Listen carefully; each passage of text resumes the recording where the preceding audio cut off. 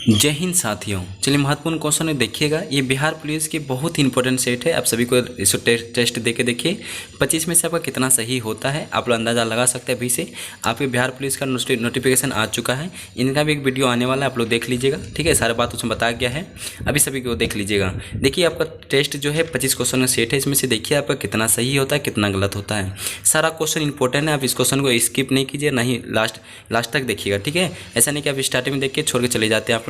इसको लास्ट तक देखिए, सारे इंपॉर्टेंट क्वेश्चन और बहुत महत्वपूर्ण क्वेश्चन है। कॉपी में नोट करके रखिएगा। अभी से लिखना स्टार्ट कर दिए कॉपी में एक क्वेश्चन को। जब आपका एग्जाम आने वाले इससे पहले आप रिवीजन कर लिए। सारा क्वेश्चन आपके साथ क्या हो जाएगा, अपडेट हो जाता है और रिवीजन हो जाएगा साथ में। ठीक है, अभी से आप नोटबुक लेके बैठिए और अभी से क्वेश्चन को नोट करके लिखना स्टार्ट कर दिए। 25 क्वेश्चन को जो सेट लाती है, ये सारा इंपॉर्टेंट क्वेश्चन है।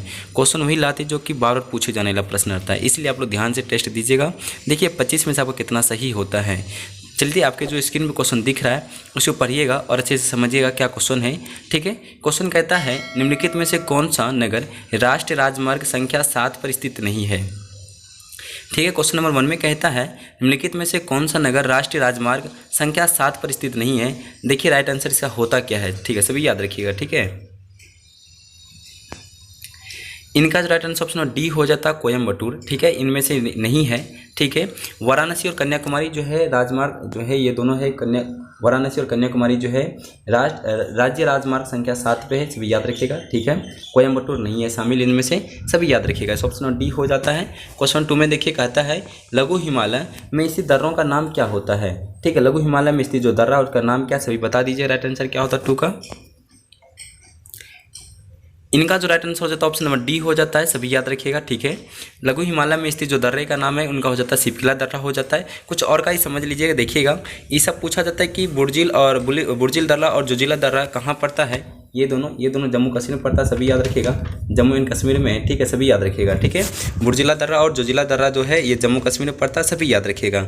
आप पूछा जाता है लिपुलेख दर्रा कहाँ है, सभी बता दीजिएगा। लिपुलेख दर्रा कहाँ है, किस राज्य से संबंधित, सभी बता दीजिएगा। लिपुलेख दर्रा उत्तराखंड से संबंधित है। ठीक है, सभी लिख लीजिए कॉपी में। लिपुलेख दर्रा जो है उत्तराखंड में स्थित है और जोजिला दर्रा आपको बता दी जम्मू कश्मीर में है। ठीक है, लिपुलेख दर्रा उत्तराखंड में है, बुर्जिला दर्रा जम्मू कश्मीर। सभी को नोट करते चलिएगा। ठीक है, अब बहुत अच्छा क्वेश्चन, सब इंपॉर्टेंट क्वेश्चन है, याद रखिएगा। एक लास्ट क्वेश्चन है तू जो दर्रा कहाँ है, सभी बता दीजिएगा कमेंट में। ठीक है, आपके लिए क्वेश्चन छोड़ देते हैं। तू जो दर्रा कहाँ है, सभी बता दीजिएगा, हम इसके बाद बताते हैं आपको।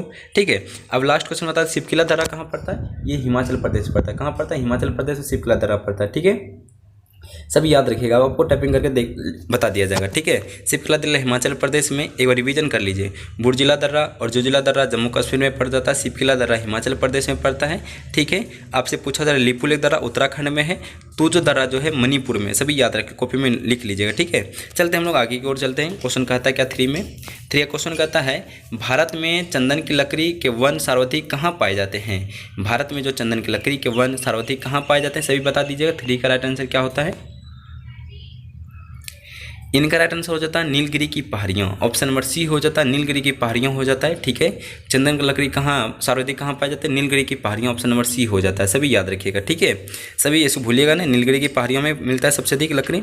अब पूछा चंदन का सर्वाधिक वन कर्नाटक मिलता है। ठीक है, चंदन के जो सर्वाधिक वन जो है कर्नाटक में मिलता है, सभी याद रखिएगा। ठीक है, चलते हम लोग एक और बता दें, नीलगिरी जो पहाड़ी है चाय के लिए प्रसिद्ध है। ठीक है, पूछा जाता है नीलगिरी की पहाड़ियाँ चाय उत्पादन के लिए प्रसिद्ध है, सभी याद रखिएगा। ठीक है, याद रखिएगा। चलते हम लोग आगे और क्वेश्चन नंबर 4 में, क्वेश्चन नंबर 4 में कहता है, क्वेश्चन नंबर 4 में कहता है कि मानचित्र रचना में अक्षांश एवं देशांतर रेखाओं का उपयोग सर्वप्रथम किस देश में विद्वानों द्वारा किया गया है, सभी बता दीजिएगा। मानचित्र रचना में अक्षांश एवं देशांतर रेखाओं का उपयोग सर्वप्रथम किस देश के विद्वानों द्वारा किया गया था, सभी याद रखिएगा क्या होता है। क्वेश्चन नंबर 4 का राइट आंसर इनका हो जाता है ऑप्शन नंबर डी हो जाता है यूनानी विद्वानों ने किया था। ठीक है, सभी याद रखिएगा, यूनानी विद्वानों द्वारा किया गया था, सभी याद रखिएगा।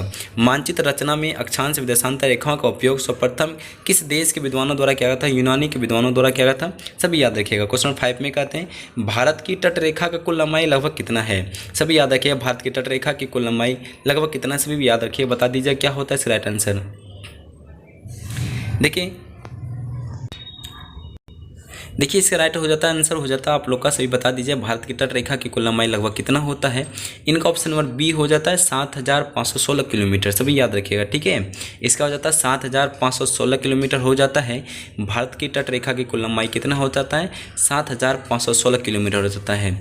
एक क्वेश्चन और बता दीजिए, भारत का जो है कुल क्षेत्रफल कितना होता है, भारत का कुल क्षेत्रफल कितना होता है, आप बता दीजिएगा।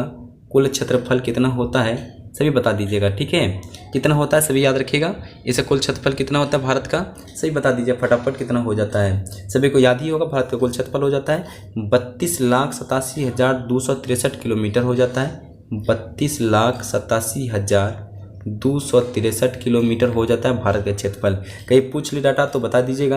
पूछा था भारत का कुल क्षेत्रफल 32,87,263 किलोमीटर, ये भारत का हो जाता है क्षेत्रफल। पूछा जाता है कि भारत का जो है उत्तर से दक्षिण तक का, पूर्व से पश्चिम तक का लंबाई बता दीजिए, ये भारत का जो मानचित्र है, ठीक है।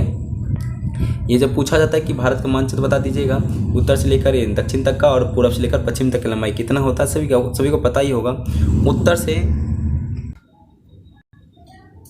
देखिए आपको पूछा जा रहा उत्तर से दक्षिण तक की पूछा जा रहा लंबाई किलोमीटर जो पूछा जाता है, तो इसका हो जाता है 3214 किलोमीटर। यहाँ से लेकर यहाँ तक का बता दीजिए 3214 किलोमीटर, 3214 किलोमीटर। अब ये पूरब से लेकर पश्चिम तक का पूछा जाता है तो बता दिए 2963 किलोमीटर, 2963 किलोमीटर। सभी डाटा याद रखिएगा, ठीक है। पूछा जा रहा है कि उत्तर से दक्षिण तक का 3214 किलोमीटर, पूरब से लेकर पश्चिम तक का बता दिए 2933 किलोमीटर। सभी याद रखिए डाटा को, सभी ठीक है। एक बार रिवीजन करा देते हैं, आप लोग रिवीजन कर लीजिएगा। पूछा जा रहा है भारत के कुल क्षेत्रफल कितना होता है, 32,87,263 किलोमीटर। पूछा जा रहा है भारत का उत्तर से लेकर दक्षिण तक का विस्तार जो है 32,214 किलोमीटर, ठीक है, 32,214 किलोमीटर। देखिए इसे बता दीजिए 3,214 किलोमीटर हो जाता है, ठीक है, सभी याद रखिएगा। यह उत्तर से दक्षिण तक का है। अब पूछा जा रहा है पूर्व से पश्चिम तक का कितना हो जाता है, 2,933 किलोमीटर, ठीक है, सभी याद रखिए डाटा को। चलते हैं हम लोग आगे की ओर में। इसका राइट आंसर हो जाता है ऑप्शन नंबर बी हो जाता है 7,516 किलोमीटर, ठीक है, सभी याद रखिएगा। क्वेश्चन नंबर 6 में देखिए कहता है भारत में किसे न्यायिक समीक्षा का अधिकार प्राप्त है, बता दीजिए। क्वेश्चन नंबर 6 में भारत में किसे न्यायिक समीक्षा का अधिकार प्राप्त है। क्वेश्चन नंबर 6 का राइट आंसर क्या होता है बता दीजिएगा, ठीक है। इसका जो ऑप्शन नंबर डी हो जाता है सर्वोच्च न्यायालय हो जाता है, सभी याद रखिएगा, ठीक है। भारत में किसे न्यायिक समीक्षा का अधिकार प्राप्त है, सर्वोच्च न्यायालय को, सभी याद रखिए, ऑप्शन नंबर डी हो जाता है। क्वेश्चन नंबर 7 में कहता है ताशकंद किस राष्ट्र की राजधानी है, सभी को बता दीजिएगा। ताशकंद जो है, ताशकंद किस राष्ट्र की राजधानी है, सभी बता दीजिए। क्वेश्चन नंबर 7 का क्या होगा आंसर। देखिए इसका right answer option number A हो जाता है उज्बेकिस्तान हो जाता है, सभी याद रखिएगा, ठीक है।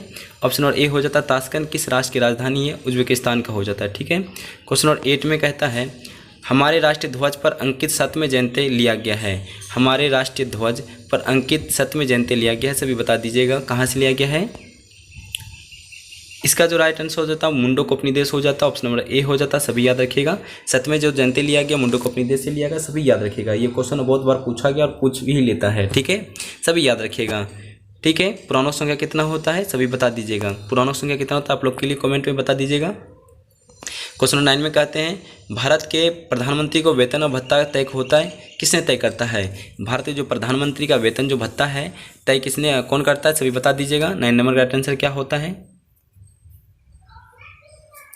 देखिए इसका right answer option number C हो जाता है सांसद के द्वारा होता है, ठीक है, सभी याद रखिए, सांसद के द्वारा होता है। पूछा जा रहा है भारत के प्रधानमंत्री का वेतन भत्ता तय कौन करता है, सांसद के द्वारा तय होता है, सभी याद रखिएगा। क्वेश्चन नंबर 10 में कहते हैं वर्तमान समय में भारत के संविधान के अंतर्गत संपत्ति का अधिकार है। वर्तमान समय में भारत के जो संविधान के अंतर्गत में संपत्ति के अधिकार किसमें, सभी याद रखिएगा। देखिए वर्तमान समय में भारतीय संविधान के अंतर्गत संपत्ति के अधिकार किसमें रखा गया, सभी बता दीजिएगा, ठीक है। 10 नंबर राइट आंसर क्या होता है सभी को कमेंट बता दीजिएगा। वर्तमान समय में भारतीय संविधान के अंतर्गत में संपत्ति के अधिकार किस अधिकार में है, सही बता दीजिए। राइट आंसर क्या होता है 10 नंबर का, ठीक है। देखिए इसका right answer option number B हो जाता है वैधानिक अधिकार हो जाता है। संपत्ति का अधिकार वैधानिक अधिकार है संविधान में, सभी याद रखिएगा। क्वेश्चन नंबर 11 में देखिए 11 में क्वेश्चन कहता है भारतीय संविधान में किस प्रकार का शासन प्रणाली व्यवस्था की गई है। भारतीय संविधान में किस प्रकार की शासन प्रणाली व्यवस्था की गई, सभी याद रखिएगा। 11 नंबर राइट आंसर क्या होता है, ठीक है। देखिए राइट आंसर हो जाता है ऑप्शन नंबर सी हो जाता है, संसाधनात्मक हो जाता है, ऑप्शन नंबर सी हो जाता है राइट आंसर। ठीक है, पूछा जा रहा है भारतीय संविधान में किस प्रकार का शासन प्रणाली व्यवस्था की गई है? संसाधनात्मक शासन प्रणाली है, व्यवस्था की गई है, सभी याद रखें ऑप्शन सी हो जाता है। 12 नंबर का देखिएगा, भारतीय संविधान के अनुच्छेद 25 का संबंध किससे है? भारतीय संविधान के अनुच्छेद 25 का संबंध किससे, सभी बता दीजिए राइट आंसर क्या होता है 12 नंबर का। बहुत ही अच्छा क्वेश्चन है, सेशन अच्छा लगा तो एक लाइक भी कर दीजिएगा, ठीक है, अपने दोस्तों के साथ शेयर भी कर दीजिएगा। देखिए 12 नंबर का ऑप्शन और सी हो जाता है धर्म की स्वतंत्रता। 25 अनुच्छेद 25 में कहता है धर्म की स्वतंत्रता है, ठीक है, सभी याद रखिएगा। ठीक है, भारतीय संविधान के अनुच्छेद 25 का संबंध किससे? धर्म की स्वतंत्रता से संबंधित है। हम चलते हैं 30 नंबर का। 30 में देखिए लाल रंग के गुलाब को पीले प्रकाश में देखा जाए तो यह कैसा दिखेगा? लाल रंग के गुलाब के पीले प्रकाश में देखा जाए तो यह कैसे दिखेगा, सभी बता दीजिए राइट आंसर क्या होता है 30 नंबर का। देखिए इस right answer option number D हो जाता है काला, सभी याद रखिए काला दिखेगा। ठीक है, हम लोग चलते हैं 14 नंबर में, सभी याद रखिए काला दिखेगा। 14 का क्वेश्चन देखिएगा, ओम का नियम इनमें से किस पर लागू होता है? ओम का नियम इनमें से किस पर लागू होता है? 14 नंबर का राइट आंसर देखिए क्या होता है। देखिए इसका राइट आंसर हो जाता है धात्विक चालक हो जाता है, ऑप्शन नंबर ए हो जाता है, सभी याद रखिएगा। ओम का नियम इनमें से किस पर लागू होता है? धात्विक चालक पर लागू होता है, सभी याद रखिएगा। ठीक है, हम 15 नंबर को देखिएगा, सूती कपड़े उष्णकटिबंधीय प्रदेश में अच्छे माने जाते हैं, इनमें से इनके रेशे हैं। राइट आंसर क्या होता है देखिएगा। 15 क्वेश्चन कहता है सूती कपड़े उष्णकटिबंधीय प्रदेशों में अच्छे माने जाते हैं, इसके रेशे क्या होगा 15 नंबर का राइट आंसर। देखिए इसका right answer option number A हो जाता है बीजक तंतु, सभी याद रखिए ऑप्शन नंबर ए हो जाता है बीजक तंतु हो जाता है, सभी याद रखिएगा। ठीक है, हम लोग चलते हैं 16 नंबर का क्वेश्चन, हार्मोन उपयोगी है, सभी बता दिए हार्मोन क्या उपयोगी है, सभी बता दीजिए। ठीक है, देखिए इस राइट आंसर ऑप्शन नंबर हो जाता है, ऑप्शन नंबर ए हो जाता है उपचयी प्रक्रिया हेतु हो जाता है। ठीक है, सभी याद रखिएगा ऑप्शन नंबर ए हो जाता है हार्मोन का उपयोग उपचयी प्रक्रिया हेतु हो जाता है, सभी याद रखिएगा। ठीक है, हम लोग चलते हैं 17 नंबर में, जंतु कोशिका में नहीं पाया जाता है, जंतु कोशिका में नहीं पाया जाता, सभी याद रखिए क्या हो जाता है 17 नंबर का राइट आंसर। जंतु कोशिका में नहीं पाया जाता, इसका आंसर हो जाता है right answer option number D हो जाता है सेल्यूलोज हो जाता है। ठीक है, सभी याद रखिएगा ऑप्शन नंबर डी हो जाता है सेल्यूलोज हो जाता है। ठीक है, जंतु कोशिका में नहीं पाया जाता है, सेल्यूलोज नहीं पाया जाता है। ठीक है, सभी याद रखिएगा। 17 नंबर का डी पूछा। 18 नंबर पूछा निम्नलिखित में से कौन सा स्वपोषी होता है? निम्नलिखित में से कौन सा स्वपोषी होता है? 18 नंबर का राइट आंसर क्या होता है बता दीजिएगा फटाफट। ठीक है,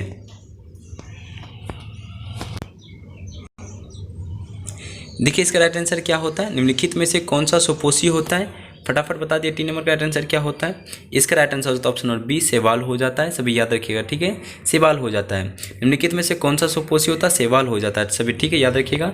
हम लोग चलते हैं 19 नंबर में, पित्त निम्नलिखित में से वो कहाँ से स्रावित होता है? पित्त जो है निम्नलिखित में से कहाँ से स्रावित होता है, फटाफट बता दिए 19 नंबर का क्या होता है राइट आंसर। इसका राइट आंसर हो जाता है ऑप्शन नंबर डी यकृत हो जाता है। ठीक है, क्या हो जाता है यकृत हो जाता है। पित्त निम्नलिखित में से कहाँ से स्रावित होता है, यकृत से स्रावित होता है, सभी याद रखिएगा। ठीक है, पित्त निम्नलिखित में से कहाँ से स्रावित होता है, यकृत से स्रावित होता है, सभी याद रखिएगा। ठीक है, हम लोग चलते हैं 20 नंबर में। 20 नंबर का तो क्वेश्चन कहता है निम्नलिखित में कौन ऊर्जा नहीं प्रदान करता है? निम्नलिखित में से कौन ऊर्जा नहीं प्रदान करता है? देखिए 20 नंबर का राइट आंसर क्या होता है, निम्नलिखित में कौन ऊर्जा नहीं प्रदान करता है? 20 नंबर राइट आंसर क्या होता है बता दीजिएगा। ठीक है, देखिए इस राइट आंसर हो जाता है ऑप्शन नंबर सी हो जाता है विटामिन। ठीक है, विटामिन हो जाता है, ऊर्जा प्रदान नहीं करता विटामिन, सभी याद रखिएगा। ठीक है, 21 में देखते हैं 21 का क्या क्वेश्चन कहता है। 21 में कहता है उत्पाद की दृष्टि से भारत का प्रमुख खदान है, उत्पाद की दृष्टि से भारत का प्रमुख खदान है। 21 का राइट आंसर क्या होता है बता दीजिएगा। ठीक है, देखिए बता दीजिए 21 का राइट आंसर क्या होता है, उत्पाद की दृष्टि से भारत का प्रमुख खदान क्या है बता दीजिएगा। ठीक है, देखिए राइट आंसर इसका हो जाता है ऑप्शन नंबर सी हो जाता है चावल, सभी याद रखिएगा ऑप्शन नंबर सी हो जाता है। उत्पाद की दृष्टि से भारत का प्रमुख खदान चावल हो जाता है, सभी याद रखें। बहुत ही अच्छा क्वेश्चन है, पूछ भी लेता है, इजी कह के पूछ लेता है। ठीक है, आप लोग इजी में ही इसको छोड़ देते हैं। भारत के किस राज्य में सर्वाधिक खनिज संसाधन पाए जाते हैं, सभी याद रखिएगा। 22 का राइट आंसर क्या होता है, भारत के किस राज्य में सर्वाधिक खनिज संसाधन पाए जाते हैं? 22 का राइट आंसर क्या होता है बता दीजिएगा। ठीक है, इसका जो ऑप्शन नंबर बी हो जाता है झारखंड, सभी याद रखिए झारखंड हो जाता है। भारत के किस राज्य में सर्वाधिक खनिज संसाधन पाए जाते हैं? झारखंड में पाया जाता है, सभी याद रखिएगा। ठीक है, भारत के किस राज्य में सर्वाधिक खनिज संसाधन पाए जाते हैं? झारखंड में पाया जाता है, सभी याद रखिएगा। 23 में क्वेश्चन कहता है जल का शुद्धतम रूप है, जल का शुद्धतम रूप है क्या होगा? देखिए 23 का राइट आंसर बता दीजिएगा। जल का शुद्धतम रूप हो जाता है अशुद्ध जल। ठीक है, इस सभी का इंपॉर्टेंट क्वेश्चन है, याद रखिएगा। 23 का राइट आंसर हो जाता है अशुद्ध जल हो जाता है। ठीक है, जल का शुद्धतम रूप हो जाता है अशुद्ध जल, सभी बता दीजिएगा। 23 का right answer option number D हो जाता है। ठीक है, 24 का क्वेश्चन कहता है कि भारतीय विश्वविद्यालय अधिनियम 1904 किस वायसराय के प्रभुत्व में पारित किया गया था? भारतीय विश्वविद्यालय अधिनियम 1904 के किस वायसराय के प्रभुत्व में पारित किया गया था? 24 का राइट आंसर क्या होता है, सभी बता दीजिएगा। देखिए 24 का क्वेश्चन कहता है भारतीय विश्वविद्यालय अधिनियम 1904 किस वायसराय के प्रभुत्व में पारित किया था? इसका राइट आंसर हो जाता है ऑप्शन नंबर लॉर्ड लिंटन हो जाता है। ठीक है, सो लॉर्ड कर्जन हो जाता है, ऑप्शन नंबर बी हो जाएगा। ठीक है, सभी याद रखिए, ऑप्शन नंबर बी होता है लॉर्ड कर्जन, सभी याद रखिएगा। भारतीय विश्वविद्यालय अधिनियम 1904 में किस वायसराय के प्रभुत्व में पारित किया गया था? लॉर्ड कर्जन में किया गया था, सभी याद रखिएगा। इंपॉर्टेंट क्वेश्चन था, अच्छा क्वेश्चन है, ऑप्शन नंबर बी होता है right answer. Last question session का, कौटिल्य के अर्थशास्त्र में किस पहलू पर प्रकाश डाला गया था? बता दीजिएगा। कौटिल्य के अर्थशास्त्र में किस पहलू पर प्रकाश डाला गया था? 25 का राइट आंसर क्या होता है, बता दीजिएगा। ठीक है, देखिए राइट आंसर ऑप्शन बी हो जाता है राजनीतिक नीतियाँ हो जाता है। कौटिल्य के अर्थशास्त्र के किस पहलू पर प्रकाश डाला गया? ऑप्शन नंबर बी होता है राजनीतिक नीतियाँ हो जाता है, सभी याद रखिएगा। ठीक है, सेशन कैसा लगा आप लोग बता दीजिएगा और लाइक एंड सब्सक्राइब कर दीजिए। अपने दोस्तों के साथ शेयर जरूर कीजिएगा जो बिहार पुलिस की तैयारी कर रहे हैं। अपने दोस्तों के साथ उसको बताइए कि चैनल बहुत अच्छा क्वेश्चन लाता है, आप लोग इसको सब्सक्राइब कर लीजिए और अपने दोस्तों के साथ शेयर कर दिए। धन्यवाद।